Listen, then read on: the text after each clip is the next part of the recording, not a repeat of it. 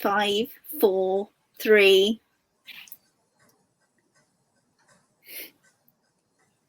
Oh no, it says could not go live. Something went wrong when trying to go live. Please send us a message if this error persists. Oh my God. Oh, but it says we're live. It says live at 0024.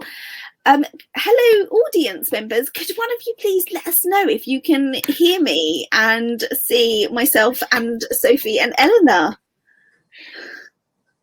We are live. Thank you so much. I pressed the go live button and it came up with a error warning, so thank you so much for letting us know that we're live and you can hear us and see us, and welcome to the Honk Fronts and to this wonderful panel with Sophie and Elinor, and we're going to be talking about foreign rights today. Before we start, you might notice that down the bottom there is a little donate to 7 Stories button. Obviously the Honk Fronts is free for anybody to come along and soak up the wisdom that we have on offer, but we are supporting 7 Stories. They do wonderful work with increasing literacy and reading for pleasure, and also they hold an archive of children's writers' work. I think tomorrow afternoon Sarah is going to be walking us through some of the items in the collection for the archive. I think we're going to get a little look at some of Philip Pullman's early manuscripts and things like that, which is very exciting. So if you can and you would like to, please think about donating to 7 Stories. That's my 7 Stories bit done. Fabulous. So as I said, we are very, very honoured to have Sophie and Elinor with us. And if you don't know who Sophie and Elinor are, Sophie is a foreign rights scout and Elinor is the foreign rights is it buyer or seller for Chicken House? I sell, yes, non-stop. I have heard that it is pretty non-stop. Everybody sings your praises about how brilliant you are at selling foreign rights stills. So I'm so excited to hear from both of you about what it is that you do, because I think that especially from a writer who hasn't been published yet, who hasn't got an agent, foreign rights can be quite a mystical land and they're not quite sure what happens there. So hopefully we'll be able to talk a little bit about it and the importance of foreign rights. So Sophie, you're a foreign rights scout, and Elinor works at Chicken House, and you both have kind of similar roles but a little bit different in places. So I was wondering if you could talk a little bit about what it is you do. So if we go to you first, Sophie, and then we go to Elinor. Sure. Hi everybody, I'm Sophie. I'm a scout at Daniela Schlingmann Literary Scouting.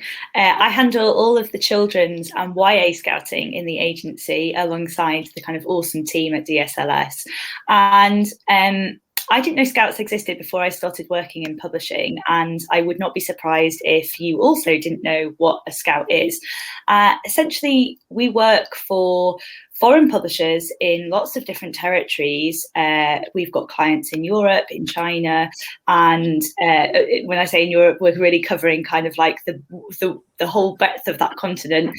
And we report back on what is going on in UK publishing to help them decide which books they might like to buy and publish in their own language in translation. So half of my job is essentially to stay up to date with what's going on in the UK children's market, children's and YA market. And that means talking to editors about what they're seeing and buying. It means talking to primary agents who represent authors about the titles that they'll be taking out on submission or that they've recently sold. And it means talking to rights agents like Elinor, who obviously I do work with, about the titles that they're selling on behalf of the publishers that they work for or the literary agencies that they work for. And then the other half of my job is reading all of these titles and reporting back to my clients about it and liaising with the clients and looking after what they want and trying to make sure they're finding the titles that they'd like to buy. So that's my job. It sounds extremely exciting. I mean, you had me at I get to read all the books. So, but it seems like, so you're kind of like a go-between, if you see. So you put people in touch with each other, and you find the hidden gems. You're the one that reads through and finds the things that sparkle. Definitely. I think the best part of the job is hearing the people who have already bought books or who are representing titles and authors talking with such passion about the books that they have coming and the books that are going to be arriving on shelves in the future. Then obviously reading those, and as you say, working as kind of a middleman to try and matchmake those titles with the clients that we have, who I think, oh, this book would just be really perfect for them, or that would particularly suit their list, or that would just work really nicely in their territory, because obviously not every title works in every territory, and Elinor will be able to kind of tell you more about that as well. I'm sure we'll discuss that later. But it's, very much, I do consider myself a little bit of a book matchmaker, being able to point people in the right direction, advise rights agents which of the clients they might like to pitch to, and advising our clients which of the titles coming out of the UK might be particularly suited to them. Fabulous. It's so exciting. So Elinor, with your role at Chicken House, how does that differ from Sophie's?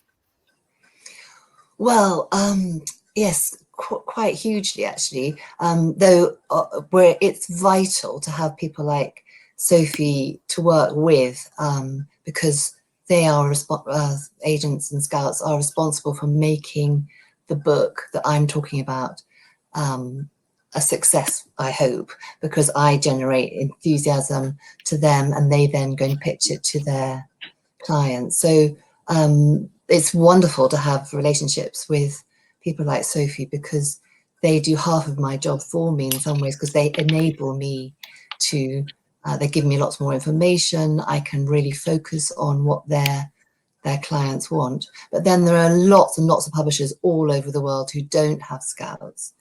And so I'm obviously pitching to all of those people too. So basically my job is I am like the first person who is going to be presenting your book to the rest of the world. And it's normally done way before publication in the UK or America. So it's a wonderful opportunity to see how your book will fly. And so it's a great position to be in. I spend a lot of time reading. My lifetime in publishing, which is considerably long one, I have done pretty much everything in publishing apart from work in the accounts department, I'm glad to say. But so I kind of know about sort of most aspects, and that makes it in a way more interesting for me, because I know how books have worked and I'm in on them right from the beginning. What happens is that when agents send us titles or they come through some of our competitions, we all read them, we all discuss, and then we decide. Chicken House, unlike most other publishers, is very, very small. So we only publish 7 books per season.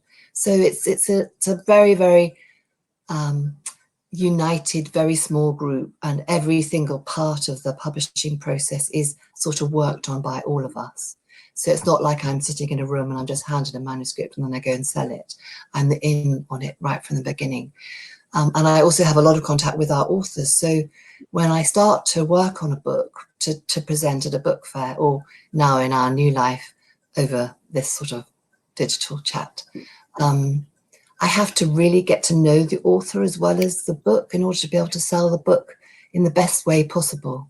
And I think it's a kind of alchemy that happens once I understand the author, what makes them want to write the book, who they are, where the book came from. I'm then able to give that message out in about 1 second or possibly 2. At a book we have about 5 minutes per book if we're lucky. So the key thing is finding the direct route to making that book sound absolutely, totally and utterly wonderful. And you have to read it today. Otherwise I'm going to sell it to somebody else. I feel like the both of you would be the perfect people to do pitch workshops. So as writers, as and aspiring authors, we're told to hone our pitch and hone our pitch. It sounds like you are the people who have got that pitching off to we have, yes. We certainly by the end of the book fair. So, I don't know if everybody knows, but and we can talk about this later. But the way that the rights world basically works is round 3 book fairs, 2 in the spring and 2 in the autumn, 1 in the autumn, and it lasts for half an hour. A meeting, I have a different meeting every half an hour with a different publisher from all over the world, and I have to speak as if I've never ever said what I've just told you ever before. And that so if once the pitch is right, you it's like a little tiny bit of theatre, and it has to sound as if I love this book and I need you to love it too. And so yeah, the pitch is all. Definitely. So having said that, Sophie, I'm sure you found this. Sometimes there are books that there isn't an instant way in. There isn't. So 2 years later, you're still trying to talk about the book, but actually still those books are fantastic just as much. So it is very interesting finding the way for each book is different. Each book is definitely different, and I think that's the thing, because I hear pitches all the time, from agents and rights agents and editors, and they'll pitch me this book and they'll be like, oh, and this I've just bought it and we're just refining the pitch. And I think, good, please refine the pitch. That would be great. And then I might hear about it again sort of 6 months later when they've got an edited manuscript, and the pitch will be refined, but I'm going to condense that down even further for my clients, because Elinor says that book fair you have a half-hour meeting. If you're lucky, you have 20 minutes because of people moving between meetings and kind of stopping off for a coffee and a chat and getting delayed and all these other getting lost, going to the loo and all this other stuff. So you might have 20 minutes to kind of tell your clients about all the top books. Well, actually that's really working down to maybe like 30-40 seconds a book sometimes. It can get quite tight, so you're trying to pitch very smoothly, and to also make sure that they're aware of, like, if it's moving in any territories at the book fair, you're pitching it, but you're also saying, oh, it's under offer in France, for example, or it's actually at auction in Italy, and we're hearing there's sort of Hungarian interest or something. So along with the pitch, it does become this way of telling people about what is actually happening and going on with it. So there's all this other stuff that gets woven in alongside the actual, this is what the book is about. You start thinking, what is also going on with this book? So yeah. And this is why it's so important, pre-book fair. I have meetings with people like Sophie. And if I'm lucky, I can get Sophie so excited about a book that she will then go and tell all her clients, who will be begging me to send her the manuscript. And then as soon as that manuscript's gone out and they start to love it, that builds and builds and builds and builds, and then you have a phenomenon and everybody's after that book. And that's what we're all desperately trying to do. And of course it can only happen very, very rarely, but when it does, and Sophie gets that going, and that's why she's so vital. Yeah, we create buzz, but I would also say, just because I know there are obviously this event is for authors and there are going to be a lot of authors watching, I would say don't be discouraged if your book goes out on foreign rights submission and doesn't immediately create this buzz. Do not panic, please do not. Sometimes it just takes a little bit of time to kind of get that traction going in certain markets, and for people to kind of see sales in the UK and to see reviews from the UK and to see sort of marketing or social media, or for things to really take off, or sales figures, any number of factors which can really affect how an editor in a different country is looking at a book ready for translation. The market changes in different territories, things become more palatable, editors start looking for different topics. A book that was pitched 2 years ago might suddenly become super relevant to them and they become more interested in it again. So as Elinor said, sometimes you can have these phenomenons where it takes off and it's all very exciting. There are auctions going off in loads of territories and it's amazing, and things are being preempted all over the place. Brilliant, we love it, love a book fair, it's great. But please do not be discouraged if that doesn't happen and your book builds up and accumulates foreign deals over kind of a period of maybe 2 or 3 years. I think that is longer. And longer, as Anna says, like these books, you know, although there is front list that's pitched that's pitched at the fairs, the backlist is still there. It's still being pitched. Eleanor's still talking about it. Rights agents are still discussing it. It's still being sent out to foreign editors. It is not just something that it's like, oh, it didn't sell and now it's forgotten. Like it's always there and it's always being talked about. So yeah, maybe so important.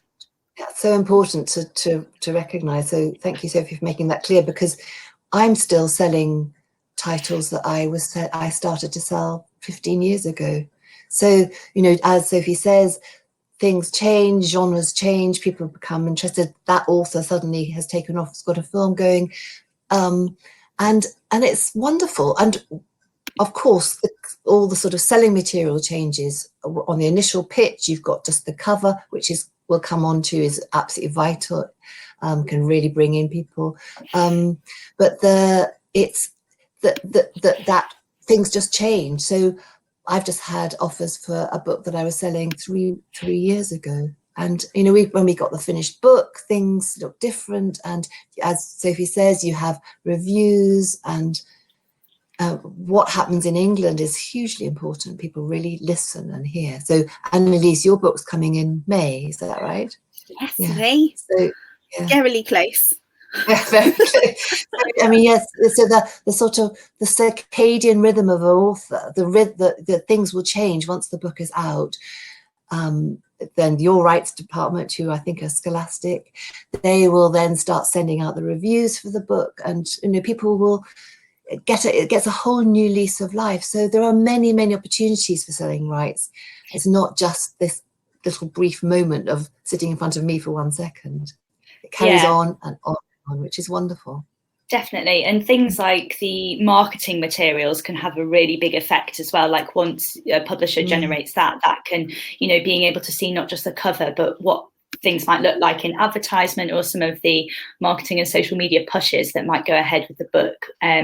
It often helps to maybe encourage somebody to take a second look at it and to dip in again. So yeah, things like that can. We do a lot of sharing of between once I've sold the book to various publishers, we share all the marketing that's happening here and in America, and there's a sort of little community grows around that title, which is wonderful. Sounds fabulous. I love the idea that as more and more people get more connected with the book and you know, they fall in love with it, that it then becomes, you know, super exciting. We've had quite a few questions. I was just going to ask people in the chat, if you have a question that you want to ask, could you please put it in the ask a question box? So we've already got quite a few in there, and if there's a question that you really like the look of in the ask a question box, do vote it up. We'll be pausing at the end, about 15-20 minutes before the end, because we've got quite a few questions actually to get through now. So we'll pause at the end and give Elinor and Sophie an opportunity to answer your questions. So please do pop your questions in the question box and vote up the ones that you really want answering. I quite like can you give us a pitch of a book that you've really liked? Perhaps we could quickly pause and do that one. So somebody said, let me find it. Perhaps it's been voted up. Can you give us an example of a pitch of a book that you sold in the past?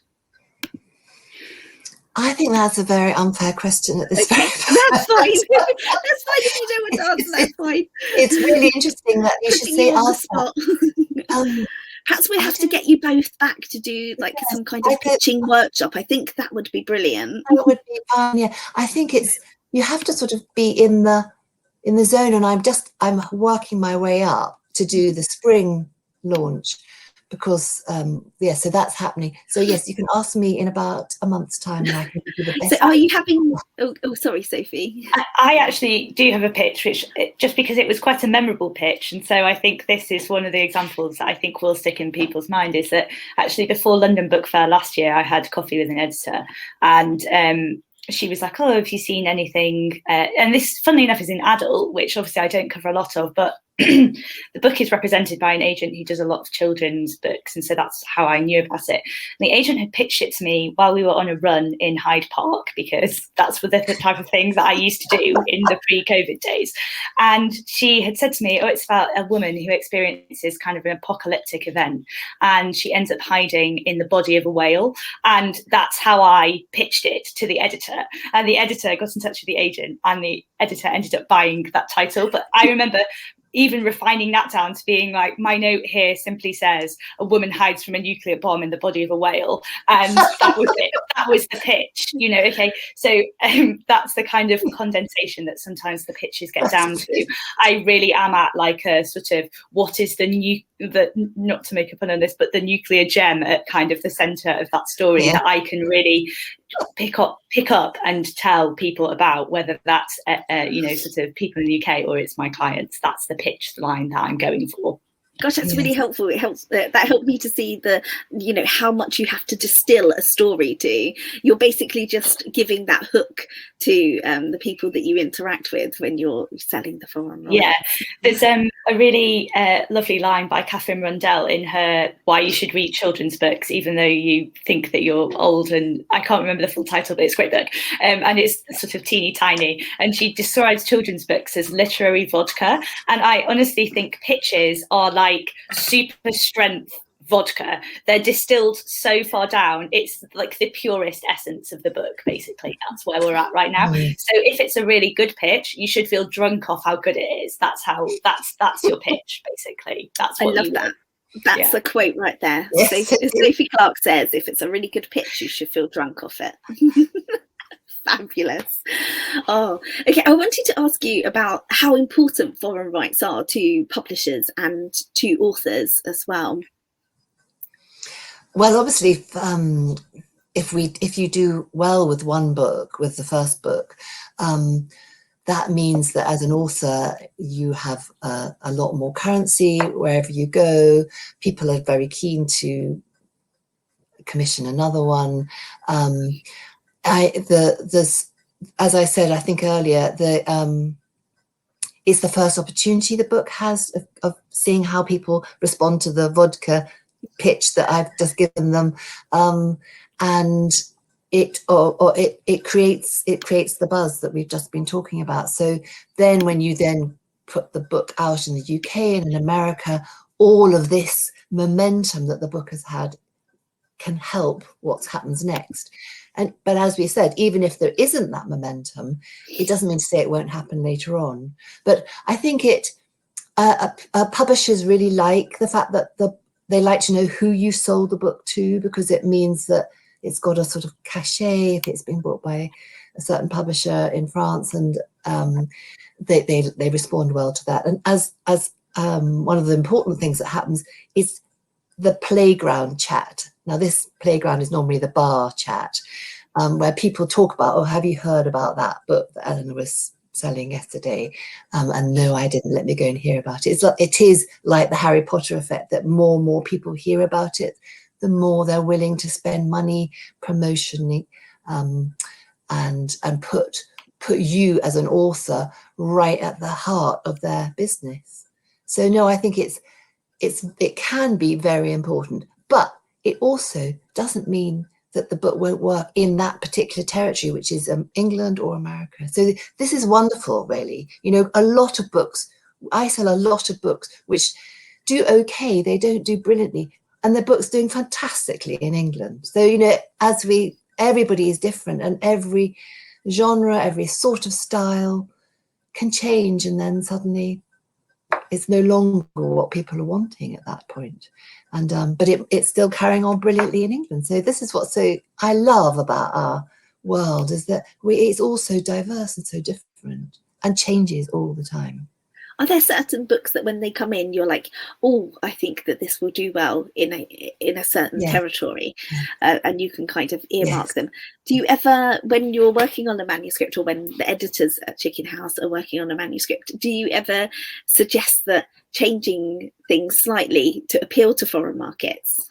I know, well, there are sort of basic things. Humour, English sense of humour is quite difficult to sell overseas. we know we can do brilliantly with books that are funny in England, and so we would never want to not do them, but one just has to recognize that humor can translate, but it is quite rare to do so. I mean, a certain particular wordplay, punning, lavatorial humor is sometimes, and I will point that out. So, but that doesn't mean to say that it won't be fantastically successful in this country or in America even. I mean, Roald Dahl he never really worked in America, for example, until the films, I think, came along. And I know that David Williams has been hugely successful in rights terms, but not necessarily very successful actually in the bookshops. But, you know, things change all the time. But, and of course, he's the most successful author around at the moment in the world, and humour anyway. So that, yeah, so I do, I mean, I've got one, I'm just reading one book at the moment, which I know is absolutely top. It's fantastic. I can't wait to get back to it.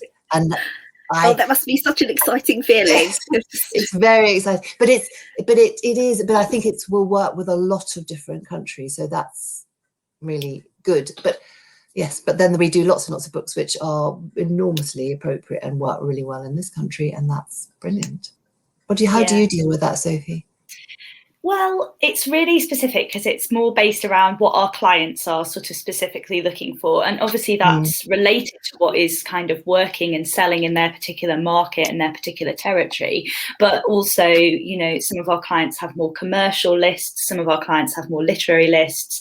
You know, there are publishers of all shapes and sizes. So one book is never just kind of a fit all across all of our children's clients. That would be simply impossible. So I'm more reacting to what they are looking for. And so maybe if something comes in that they have particularly told me that they're looking for, like at the minute, I'd be really excited to see a commercial kind of teen romance, like in that clean teen area that was very, very commercial and had that sort of feeling to it.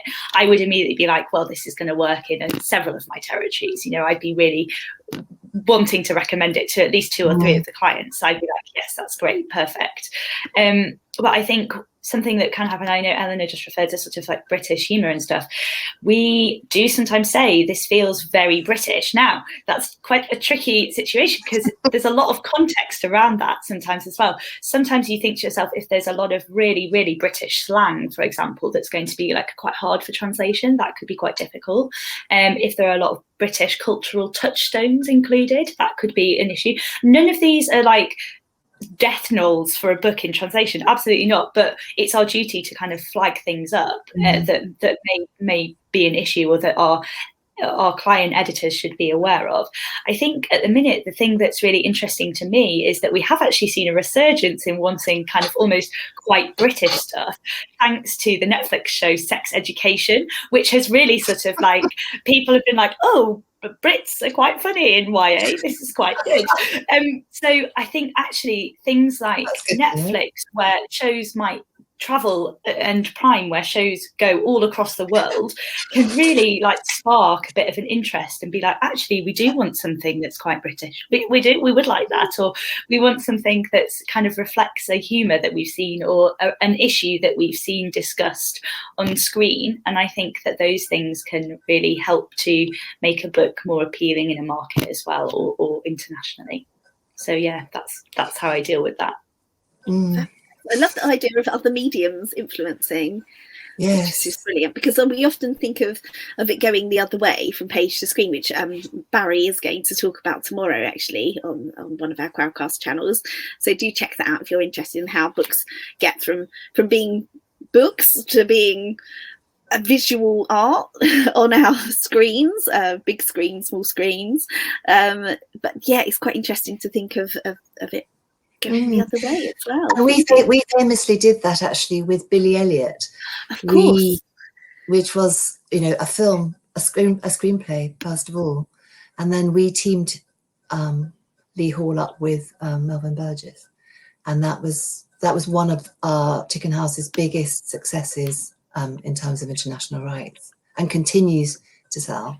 The other thing, just to go back to the question about how important it is for authors, if books do work overseas, then that is a wonderful every 6 months moment of joy when royalties start coming in. Yes. Which of course we haven't really touched on, but are very, very important. And so that, yeah, for example, Billy Elliot, we continue to get royalties, and that's been out for 15 years probably. Yeah, and I did see there was a question in the chat that's been upvoted quite a lot, which is, as an author, is it wise to sign over all foreign rights to the publisher? I'm just actually going to dive in on this one, because I think this is the thing, like with Elinor referring to royalties,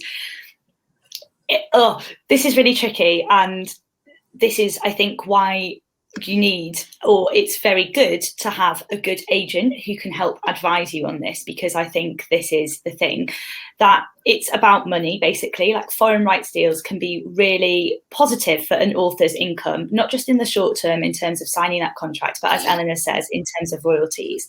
And if a publisher who bids for your work can present you with an amazing rights plan in terms of how they might sell that book internationally and where they envisage it selling, and are prepared to offer a decent level of money for the rights to sell internationally, which are obviously going to make money for them as well, because that's the point, to sell rights internationally, which makes money for the publisher and the author, then I think it's a conversation you kind of need to have with your agent, and that's something that you would want to consider.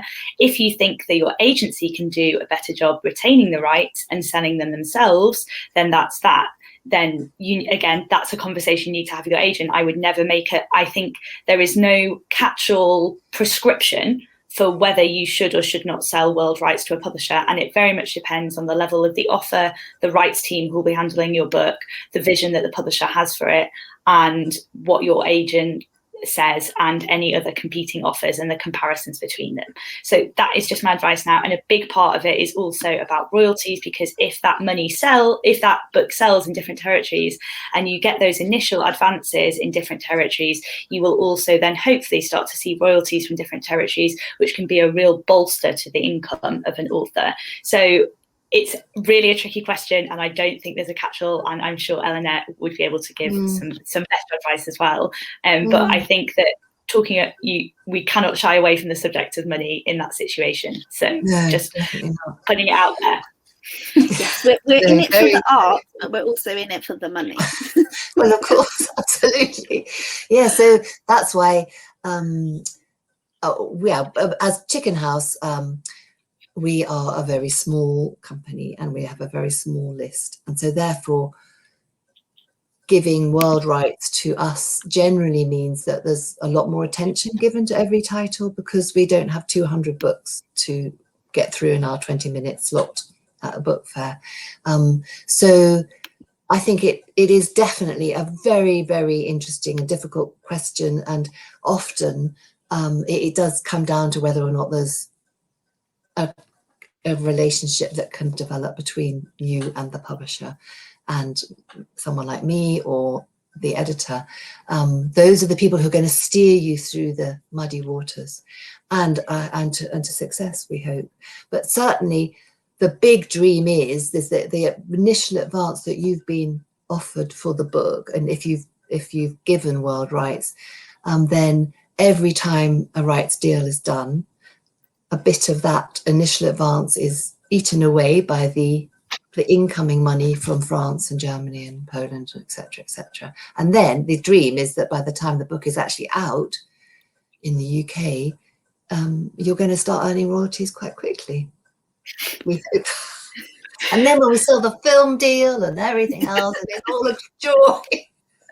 Yes, and I did see as well that there was another question about in foreign rights, do you also deal with film, cartoon and TV rights as well, or is that separate? Again, that will be down to the deal that your agent, or that you, if you're representing yourself, strike with the publisher. Sometimes publishers will buy film rights. I know that for a fact.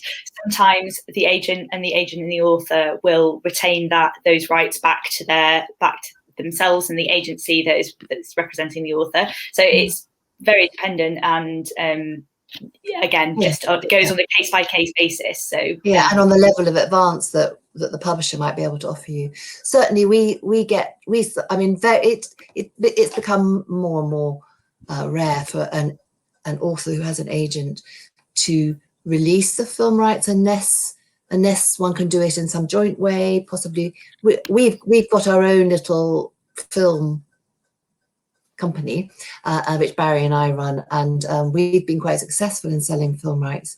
But what we generally do, and this is quite important actually, is that we will say, well, we'd like to have a go for the next 2 years, and then if we don't manage it, we'll give the rights back to the agent, or maybe we'll go into some form of other sharing. So that's quite good, because we all have different skills and different people who we made best friends with. The big thing to say about right selling is making best friends everywhere you go. And those are the people who want to hear you on the phone. They want to see you. They want to settle down and have a vodka with you, because we like each other. And that really makes a difference. Sure does. It sounds like a brilliant job. There was somebody earlier in the questions that said, Sophie, that your job sounded fantastic, and they wanted to know how to get into being a literary scout. Well, let's dive in.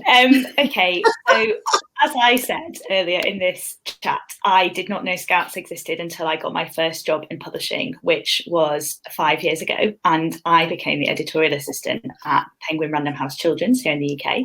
And I discovered that Scouts existed, and I was like, this sounds like a great job, and promptly sort of forgot about it.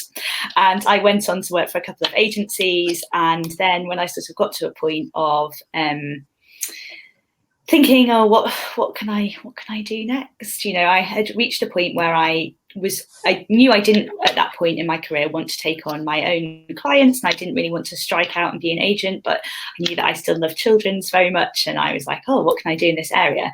And the job advert came up for being a scout, and the main qualities of being a scout are basically a willingness to read all the time, just keep going. I'm like a shark. I just never stop reading, otherwise I would perish. A willingness to sort of network, and like Elinor says, be friends with people, and to go out and sort of get your face out there and talk to people, and just a sort of enthusiasm and pep and passion for the area that you're scouting, because obviously you just have to keep going. And also kind of this ideal of customer service for our clients. You know, that's what we're there for. We're there to make sure that they're happy and they're receiving the service that they should. And 3 people sent me the advert and were like, if you don't apply for this job, we'll defriend you. Like, this is, you have to at least apply, you have to try. So that's that. That's how I got into scouting.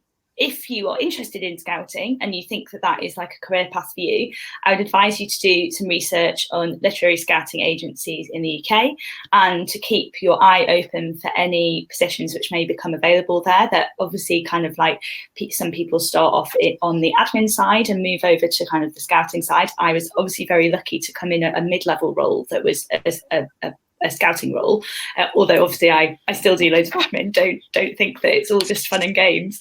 No way. And then also sometimes scouts have readers, so I would keep your eye open for any freelance reader positions.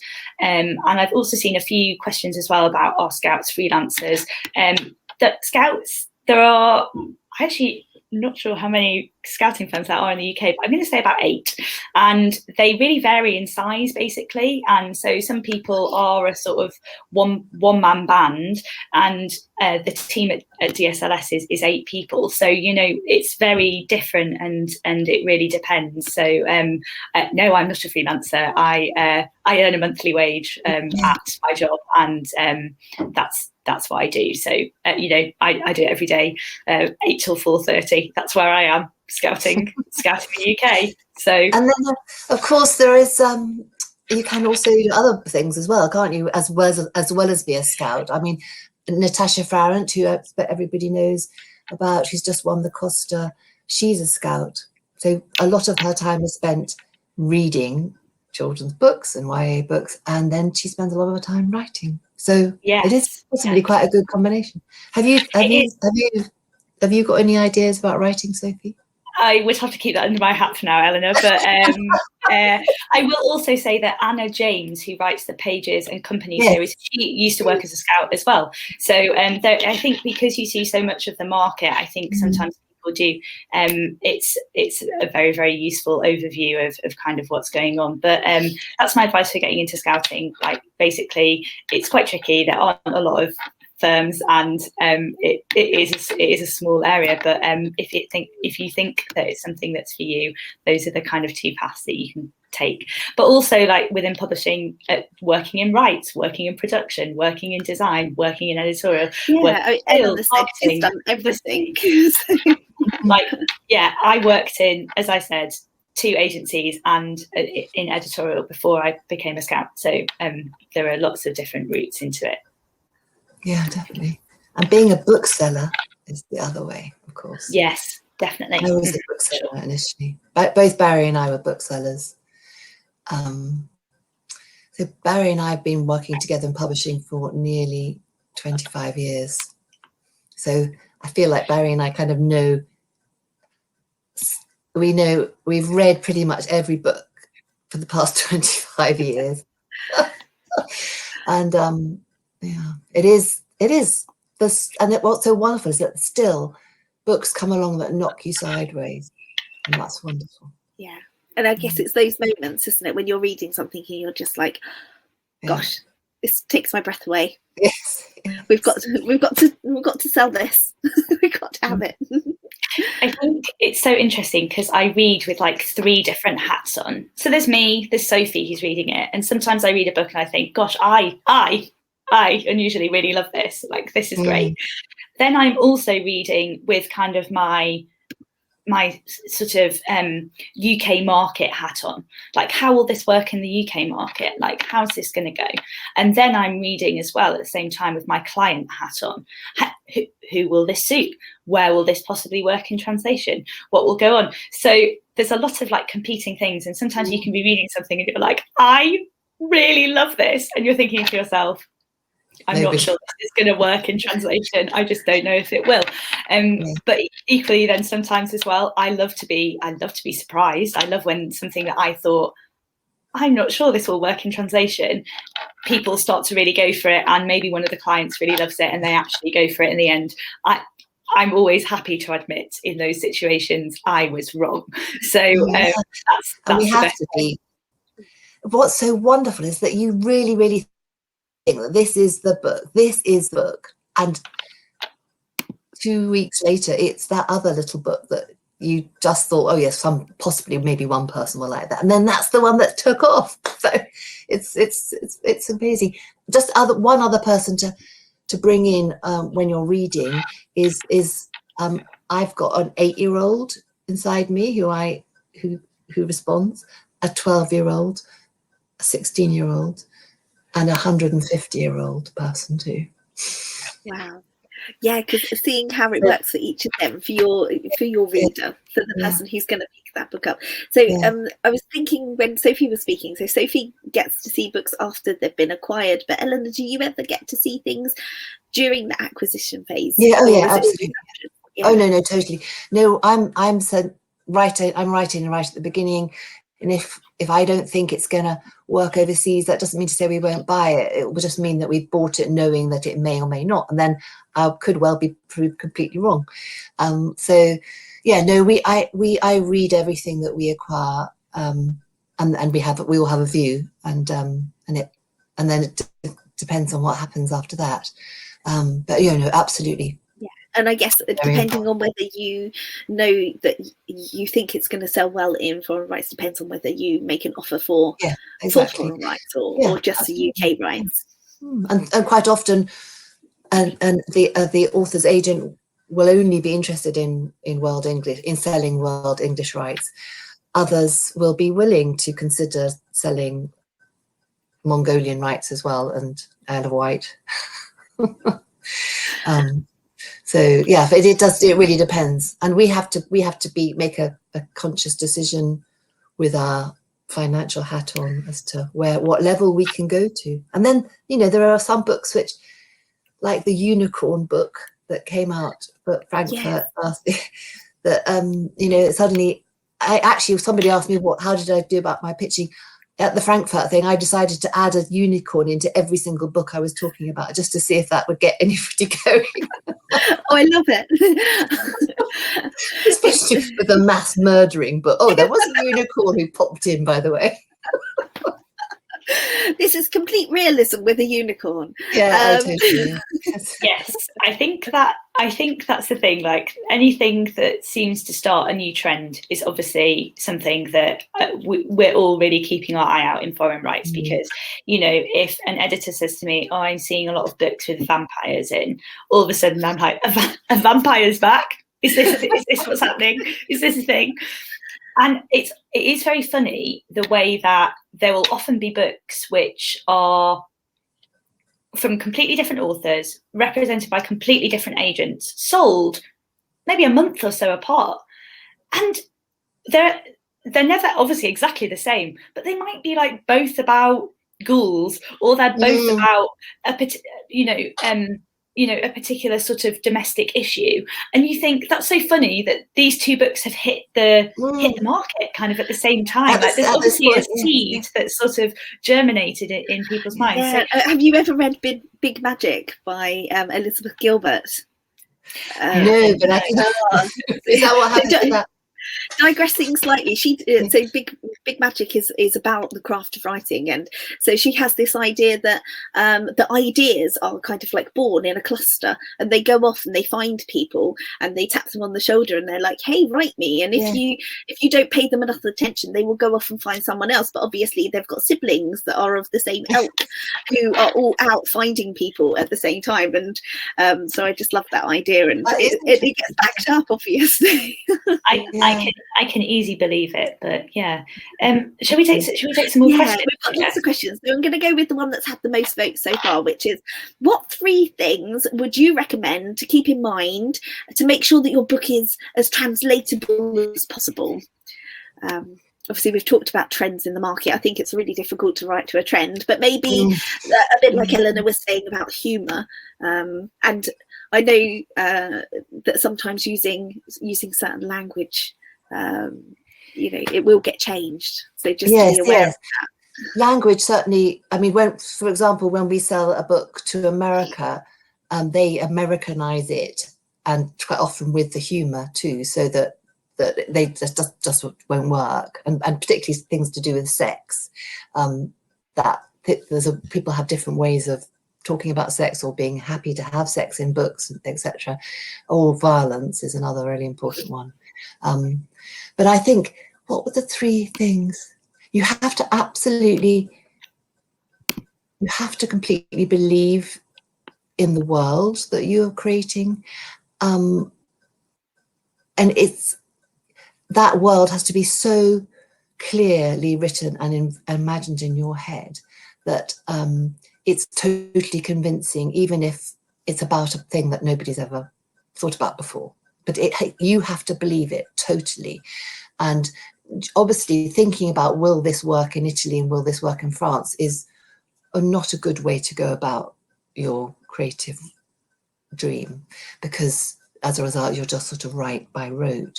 But I think knowing that humour can really, really lift a story, it's vital to know that, yes, this book cannot exist without it, otherwise it's not going to work. So I think believing completely and utterly and totally in what you're writing about, that world that you've created, that will then be so convincing that it will work across all sort of genres and all different territories. I think certainly you have to be careful and know that there will be some certain territories that won't buy a book that it's got lots of content in it that talks about sex too openly. There are certainly countries that won't work in. But if it becomes a film and it becomes a huge success, then maybe they might consider it, but it will be edited out. But again, you have to know why you want that there. It has to be there for a very good reason. So that's quite important. We're certainly at the moment seeing a huge influx in books which are celebrating all forms of humanity. So sexually, from a diverse point of view, the way that people look at life, race, hatred, All these things are really now being talked about much more openly. And there are certain countries that will not be interested as a result, let me just say. But there are many countries that really will be and are becoming more and more aware of these things. So that's vital. And I think the more we talk about it, the better it is. Yeah, definitely. I think it's a really interesting question, and I will name 3 points, but I think the thing is, like, translatable is such an interesting word to use because we're talking about like a potential market of, like, you know, hundreds of other countries. So what might work in one territory might not work in another. So translatable in and of itself is sort of like not really applicable, because like anything that you write may find an audience somewhere in the world, you just don't really know. And then, as Elinor said, like, kind of as awareness rises of different sort of issues and topics, and these are discussed more in different areas, and things kind of like, you know, people become more open to the discussion of those and the publication of children's books which discusses those areas, like, that is when, you know, things start to be looked at again. And that's when, you know, you think maybe in 2 years' time or something, these certain territories may return to a book which was published in the UK or the US at an earlier point. So you just don't really know. So, and I would say, you know, obviously I talked about trends earlier, but don't write to a trend. Like, sometimes you just happen to be part of a trend, in which case you just accept it. You're cool. You're part of the trend. You've set the unicorn trend. Yeah, you're the unicorn here. You're great. This is brilliant. Anyway, so those are my sort of points around this question. But I think the 3 things that you sort of can do is be careful about if it is, as I've said earlier, like very, very British. That is sometimes tricky, but then also at the same time I will caution that by saying, look at The Super Miraculous Journey of Freddie Yates by Jenny Pearson, which was bought by Usborne and has sold in, I think, upwards of 20 territories. I think it might be nearly at 30 now. So, and that's about a boy's journey through Wales. So what do I know? Like, yeah, exactly. My second thing would be to agree with Elinor in terms of the world building, because that is the thing that will carry it. You know, the first thing, if I think, oh, this is a bit shoddy, it all falls apart. So it really is on the strength of the world building. If you've got a fantasy title, for example, that's the thing that I'm going to be looking at first, because if I think, well, you've essentially just poached Victorian London here, haven't you, and made it into a fantasy setting with no effort, then that will be a real issue, because obviously if it's very sort of specifically London, like, that then becomes tricky even within a fantasy world that hasn't been kind of expanded upon. And then I'm trying to think of a third thing and I can't, so those are my 2 pieces of advice and I will just leave it at that. But Eleanor's got one, so that's the important thing. Most important thing, and all my editors hate me because of it, as do all authors. I'm going to say it very, very quietly, but it's very important, and that is length. Yes, actually, yes, yeah, this is so true. Yeah. Length. A fun fact, translation into German adds about 30% onto a book's length. And the Germans think in terms of page count rather than word count, which is extremely important to them, because obviously it's the cost of printing and of translation, and it can radically adjust the amount of money that they might need to spend on a book. So having a really long middle grade novel is just not going to work for them. Like, that's very, very difficult. Having a really long YA novel, it's just not going to work for them unless it's like a super big brand that that is going to kind of hit there. Yeah, and this is the same in other languages as well. I think specifically in our territories, Hungarian as well, that's what we really notice. It adds length onto the book, so that's that. So I would say be really tight about your word counts, because when they get translated into page counts, people are going to get real twitchy about how much it might be. So, and they may choose another book instead. But having said all that, you can completely ignore it as well, because obviously Harry Potter is incredibly long, and that has sold to 1 or 2 countries. Just to 1 or 2, yeah. But I think that is obviously, yeah.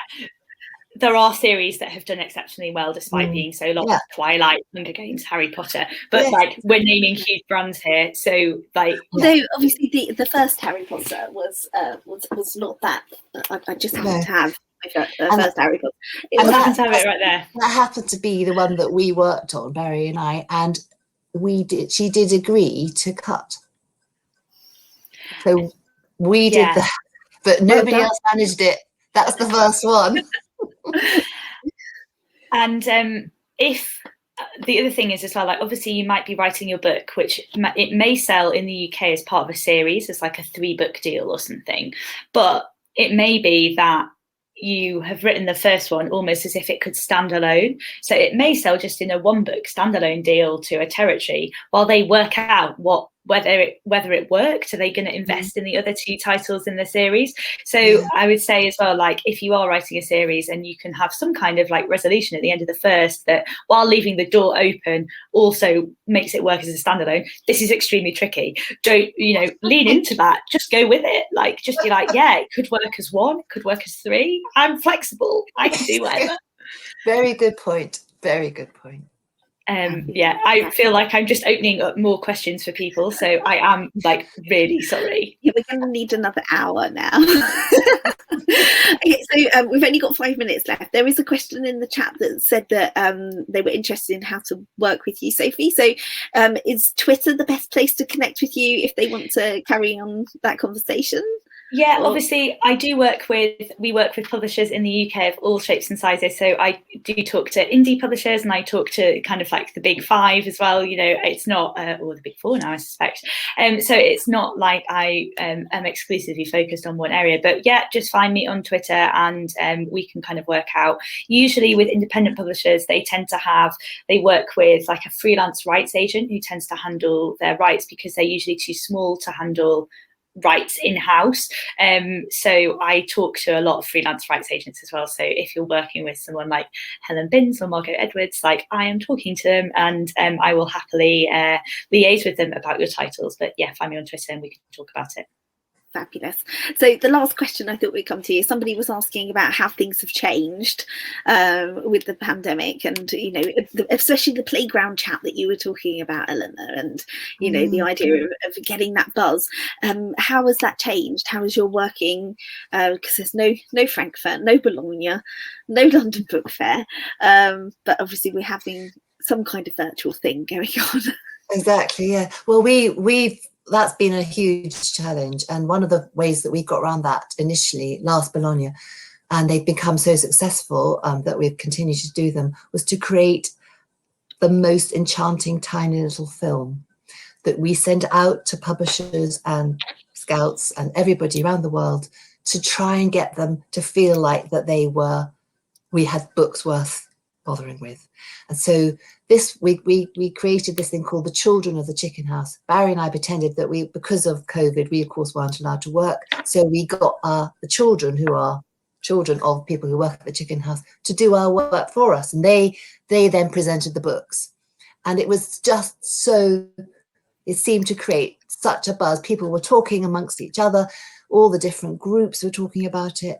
And it meant that then people then were keen to meet with me digitally like we do now and talk about those books, and they remembered them because of that. And that's the whole thing. So it's so much more difficult, but it is all, and because there's digital fatigue, everyone is looking at the screen the whole time. You have to make it a reason and why that they would bother. But no, it's much more challenging now. There's no doubt about it. Yes. Yeah. Roll out that vaccine. Yeah, yes, please. I would like to go back to a fair, because there are I think someone asked about seasons as well. So there is like the spring rights selling season, which usually features London and Bologna. London focusing on adult titles, and Bologna focusing obviously very much on children's, which is a bonus for anyone who works in children's, because you get gelato and you get pasta and you get to be in Bologna. 3. And Prosecco. And Prosecco and Aperol, like all these other things. But also we work very hard. Please do not mistake me. I do not get any sleep at fairs. I just work. So Yeah, so that's the spring right selling season. And then in October, it's Frankfurt Book Fair, which focuses on adult and children's titles. And obviously all of these are just going ahead virtually at the minute. So it is really tricky to create buzz and to find that sort of like playground chat and bar chat. But not to toot my own horn, I think that's why Scouts become more important, because we are like a linking factor between an awful lot of areas in the publishing industry. And we can keep those channels of communication open and keep people talking, both intra UK, you know, putting people in touch, but also we're still talking to our clients all the time. I talk to my clients every day. I'm really good friends with them. I like talking to them. I like working for them. And that's the important thing, that I keep them updated on the buzz and what's going on and who's publishing what and who's doing what. So there we go. Fabulous. Oh, well, we're out of time. Thank you so much, Sophie and Eleanor. You have a well-earned tea break now. Have a little sit down, read a book maybe, or get back to that manuscript, Eleanor.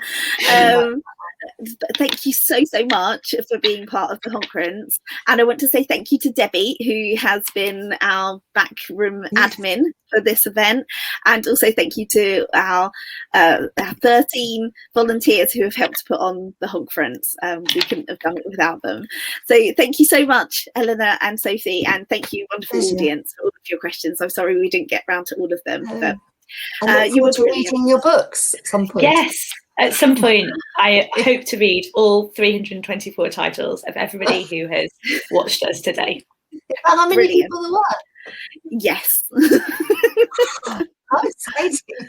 And it's available on catch up, so people can watch it.